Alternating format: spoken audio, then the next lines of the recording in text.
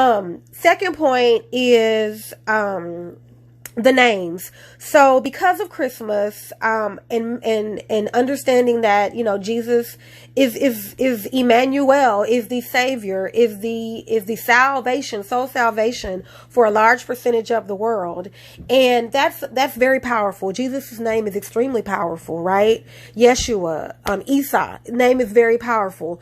And because I'm coming from the goddess standpoint, because I'm coming from feminine spirituality, when I look at Jesus, I have to look at the women in Jesus's life. And who was the most important woman in his life, first and primarily, was his mother, Mary. Was the mother Mary, not his companion Mary, but the mother Mary.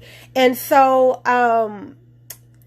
as I was going into her name and going into the significance of Mary and her character, her mother spoke. The spirit of her mother beckoned to me. It summoned me, if you will. I've heard grandmother Jesus. I've heard Jesus's grandmother's name mentioned before in some Gnosticism groups from those occultists and from those Gnostics. But I never really delved into it. And so this Christmas, for whatever reason, she called to me. Her name was Anna, A-N-N-A, A-N-A.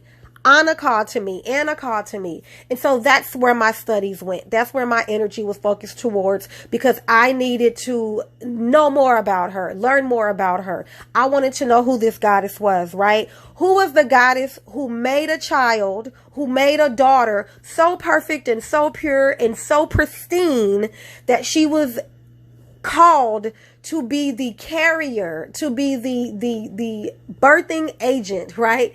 To be her DNA and her spirit and her blood and her womb was chosen to bring into the Savior of the world. Who was this woman? Who created this woman, right? Because if Mary was powerful, then by God, her mother must have been ever more powerful. We're always going to look at that mother, maiden, crone energy, right? So Anna would be the crone, and the crone is the most powerful.